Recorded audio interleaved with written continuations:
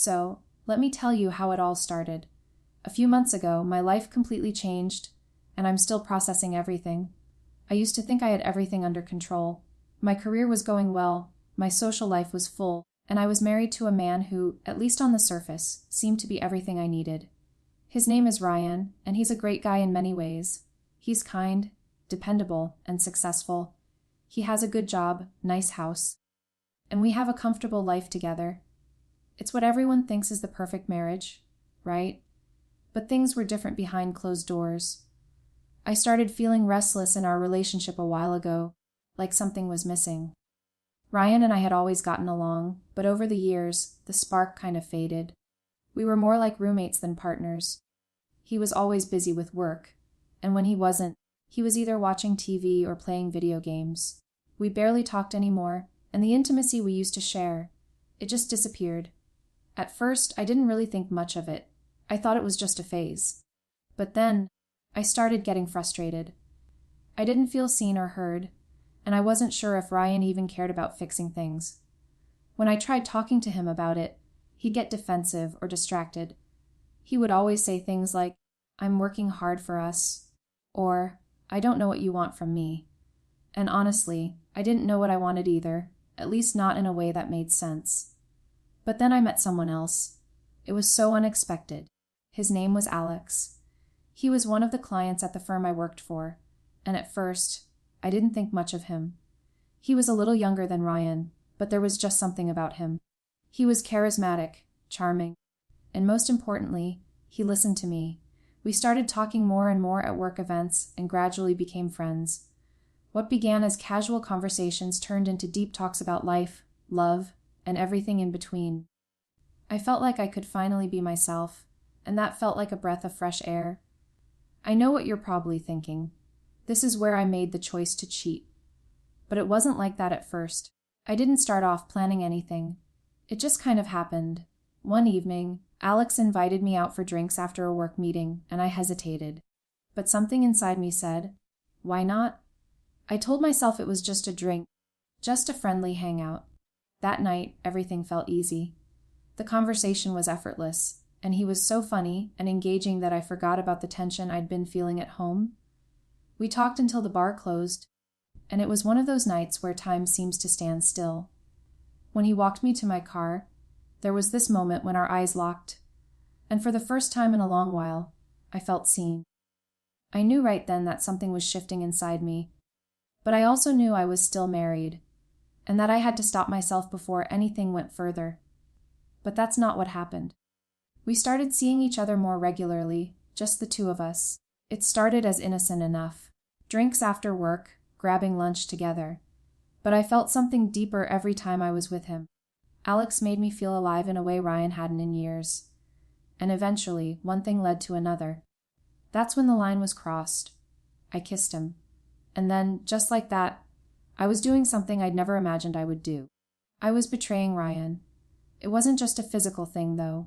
It was more about the emotional connection I felt with Alex. He made me feel wanted, important, special. Things that I hadn't felt in a long time.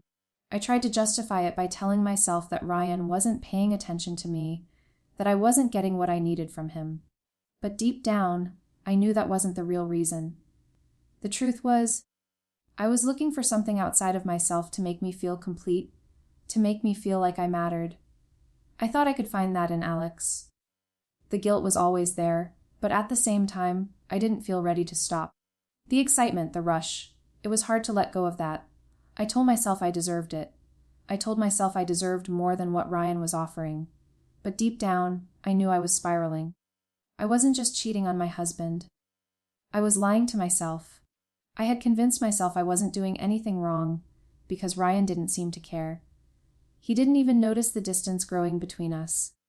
The emotional betrayal hurt more than the physical one, because I realized that I had checked out of my marriage long before Alex came into the picture. And now, I was too far in to back out. It got to the point where I was juggling both relationships, telling Alex little lies, and doing everything I could to hide the truth from Ryan. I thought I was managing it, but the guilt was building. Every time I looked at Ryan, I felt like I was wearing a mask. The emotional distance between us was only growing, and I knew that sooner or later, it was going to catch up to me.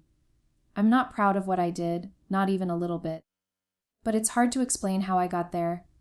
How I got to a place where I didn't know how to fix things with Ryan, and where I couldn't stop myself from slipping further into a world I didn't belong in. What I didn't know then was that the day I finally decided to confess my infidelity, everything would change. The day I told Ryan that I was only staying for his money is the day everything fell apart. It wasn't something I planned on saying, but it came out like it had been building up inside of me for months. I didn't want to lie anymore, not to him or to myself. I thought maybe, just maybe, if I said it out loud, it would force me to face the truth, to own up to everything I had done. But I didn't realize how it would all unfold, how my words would tear our lives apart. It happened on a Tuesday night. Ryan had been working late, and I knew I had some time to figure out how to deal with everything. But instead of preparing myself to make things right, I sat there stewing over my emotions, my guilt, and the frustration I had been feeling for so long. When Ryan finally walked in the door, he seemed tired but still his usual self, greeting me with a tired smile, a kiss on the cheek, asking how my day went. But I couldn't hold it in anymore. I was sitting on the couch, and I turned to face him. I'll never forget how he looked at me, like he was waiting for something, but maybe not something like this. I didn't know how to ease into the conversation, so I just said it, flat out. "Ryan," I started, my voice shaking a little. "I need to tell you something." He dropped his bag on the floor, looking a little confused. "What's wrong?" And I looked at him, really looked at him, and I could see how much he cared, how much he wanted to make things work, even though I hadn't given him any reason to try. But I still said it. "I'm only here for your money, Ryan. I've been pretending everything is okay, but it's not. I've been lying to you, and I've been lying to myself for a long time." Ryan froze, his face going pale. He didn't speak at first, like he couldn't process what I'd just said. I could feel the tension in the room, suffocating both of us. I was shaking, but I kept going. "I don't love you anymore," I whispered, feeling the weight of those words. "I haven't for a while. I've been seeing someone else." It felt like everything went still. I could see Ryan's brain working overtime, trying to make sense of what I had just said. I could see the hurt start to register in his eyes. He blinked a few times, as if the words didn't quite make it into his mind. His face went from confusion to disbelief, and then to anger. What? He finally said, his voice trembling with shock. "What do you mean you're only here for my money? Are you serious? You've been seeing someone else. All this time, and you never said anything." I nodded, not able to look him in the eye anymore. I didn't want to see his pain. I had caused it, and I felt like I was drowning in it. I never meant for it to happen this way, but I just couldn't be honest with you, and I didn't know how to tell you that I've been unhappy for so long. I'm sorry, Ryan. Ryan stood there for a long time, not saying anything. I could see the shock in his face slowly turning into frustration, confusion, and then finally disappointment. His shoulders tensed up, and then he took a deep breath like he was trying to steady himself. "I don't know what to say to you," he finally said, his voice flat. "I've been giving everything to you, everything I have, and you've been lying to me about all of it." I could see the tears forming in his eyes, but he wasn't crying. He was holding it together, probably trying to maintain some level of control, but I could hear the anger building in his voice as he spoke. "You've been seeing someone else this whole time, and you tell me this. You're not just unhappy. You're willing to throw everything we had away over a lie." I wanted to apologize again, to tell him that I was sorry, that I didn't want to hurt him, but the words just wouldn't come. He had every right to be angry. He had every right to be devastated. And yet, I just stood there, watching him fall apart. Then something shifted in him. His anger started to build, and his face went red. He looked at me, and I could see the hurt and the fury bubbling up. "Do you even realize what you're saying right now?" he shouted. "You're telling me you don't love me anymore, and you've been seeing someone else, and you expect me to just sit here and take it. You think I'm that stupid. You think I wouldn't know?" I shook my head, trying to explain, but he cut me off. "I've been busting my ass to provide for you, to give you everything, I gave you everything I had, and this is what I get in return. You think I'm a fool." I was speechless. All I could do was nod, feeling like I was sinking deeper into the mess I had created. "You need to leave," he said, his voice low but filled with anger. Now, I couldn't believe what I was hearing. "What?" "Ryan, please." "No," he interrupted. "I want you out. I don't care where you go, but I'm done with you. You can't just play with me like this." I felt the floor fall out from under me. It was like the world had tilted on its axis. Ryan had always been calm, collected, the one who never raised his voice. But now I saw a side of him I had never seen before, a side that I knew I had pushed him to. I had no words left. No excuses, no justifications. All I could do was gather up the little dignity I had left and leave. So I did. I packed a bag, not knowing what I was supposed to do next, not knowing where I was going to go. It felt like everything I had known was falling apart, and I had no one to blame but myself. As I walked out the door, I heard Ryan say, quietly, "I hope you're happy with him." And just like that, I was alone. I had no idea where to go. The world outside felt cold, unfamiliar, and suddenly I was lost. I didn't have a plan, no safety net, no one to catch me. All I had was the weight of my decisions pressing down on me like 100-pound stone. Ryan had kicked me out, and I was out in the world with nothing but a small bag and my regrets. I ended up at a friend's place, a girl I used to work with. Her name's Carla, and we weren't super close, but I had no one else to turn to. When I told her the situation, she was shocked. To be honest, I was surprised by how calm she was about the whole thing. I expected her to judge me, to tell me I had messed up, that I had crossed a line I couldn't come back from. But she didn't. Instead, she offered me a spare room for the night and promised we'd talk in the morning. That night, I didn't sleep. Every time I closed my eyes, I saw Ryan's face. The hurt, the disbelief. I thought about how much pain I had caused him, and how everything that had been our life together was now completely shattered. I could almost feel him there with me, his words echoing in my head. "I hope you're happy with him." And honestly, that sentence hit harder than I expected. Because the truth was, I wasn't happy. I wasn't happy at all. For the first time, I realized how much I had hurt him. Not just with the affair, but with the lies, the neglect, and the way I had allowed everything to fall apart without even trying to fix it. I had taken everything from him, and for what? A fling with someone who, if I'm being honest, I didn't even know that well. Alex had filled a void for me, yes, but he wasn't the answer. He wasn't going to fix the mess I had made of my life. The guilt was unbearable. I felt like I was suffocating in it. The next day, Carla and I sat down over coffee, and she asked me the questions that I couldn't answer. "Do you even love Alex?" She asked gently. I wanted to say yes, but something inside me stopped me. Did I love him? Was I really in love with him? Or was he just a distraction? He was fun, charming, and everything Ryan wasn't anymore. But deep down, I knew I hadn't given myself the time to figure out what I really wanted. I had rushed into something because I was so desperate for validation, for attention, for something. Anything that made me feel alive. But that was the problem, wasn't it? I had been looking for something outside myself to fill an emptiness that no one else could fix. "No," I finally admitted, my voice cracking. "I don't think I do." Carla didn't judge me. She just nodded, understanding. "Then why are you doing this to yourself, to him?"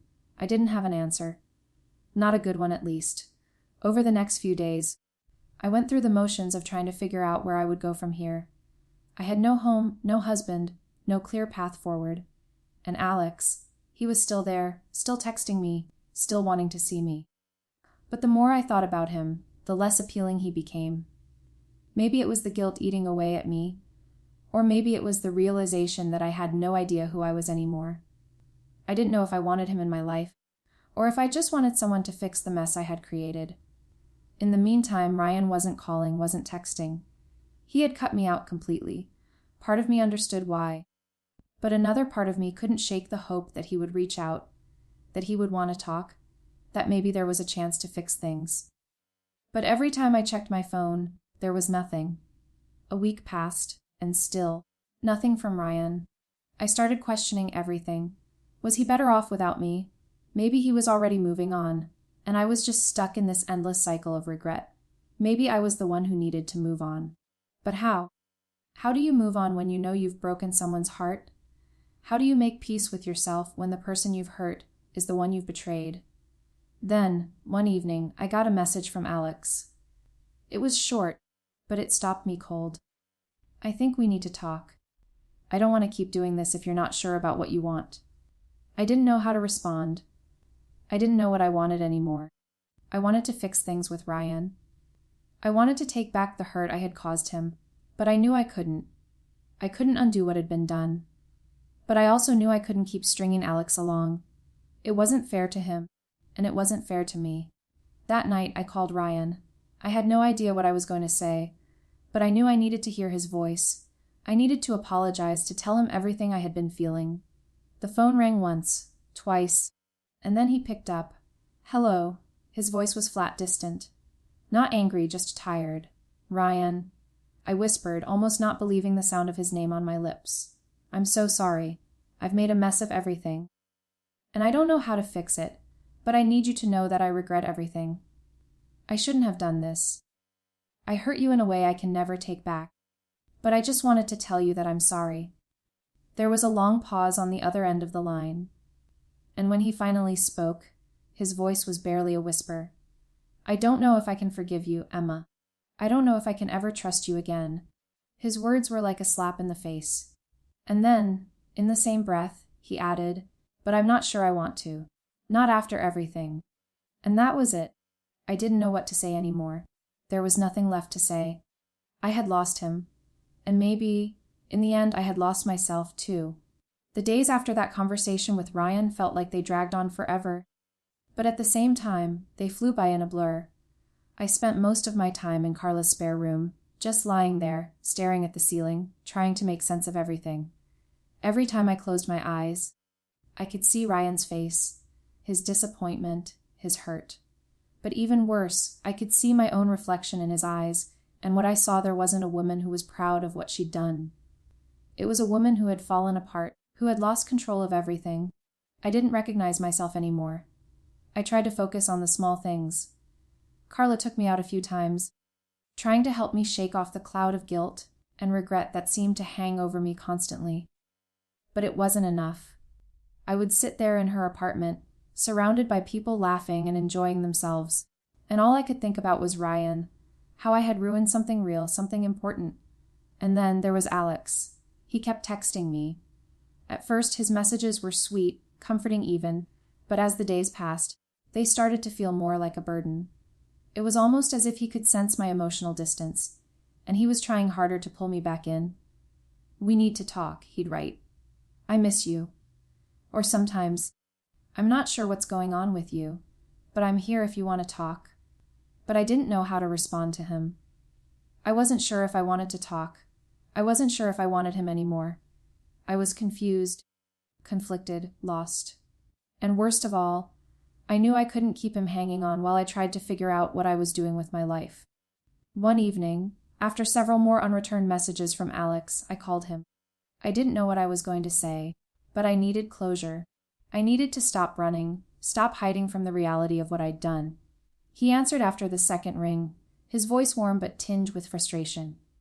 Emma, where have you been? We need to talk. I know, I said quietly, feeling the weight of my own words. But I think we've both been avoiding the truth, haven't we? What do you mean? I'm not ready for this, I said, forcing the words out. I never was. I've been using you to escape from the mess I've made, and that's not fair to you. There was silence on the other end of the line. I could almost hear him processing what I had said. Are you saying this is it? That we're done? He asked, his voice tight, disappointed. I'm sorry, I whispered. I didn't want to hurt you, but I think I need to be alone right now. I have to figure out my own life first. I don't know what I want anymore, and I can't drag you through my mess. I heard him sigh, a long, heavy breath. You don't know what you want. His voice sounded hurt, but there was also something else, something I couldn't quite place. I guess I get it. You've been through a lot, but I can't keep doing this if you're not sure about me. I'm not going to be a rebound. I'm not trying to make you a rebound, I said. even though I knew that's exactly what I had done. But I'm not the person you think I am right now, and you deserve better than that. There was a long pause, and then, finally, he said, I hope you figure it out, Emma, for your sake. And with that, the line went quiet. I let out a shaky breath, feeling the finality of it settle in. Alex was out of my life, and it was my own doing. I wasn't sure if I felt relieved or devastated. Maybe it was a little of both. The next few days were a blur. I didn't know how to put myself back together. I didn't know how to fix the mess I had made, or if I even could. Carla kept trying to help, but I didn't know how to let her in. I didn't know how to explain the level of guilt I was carrying around. I felt like I was carrying a weight so heavy that I couldn't breathe under it. And then, one morning, I woke up with a strange clarity. I was sitting on the edge of Carla's bed, staring at the window.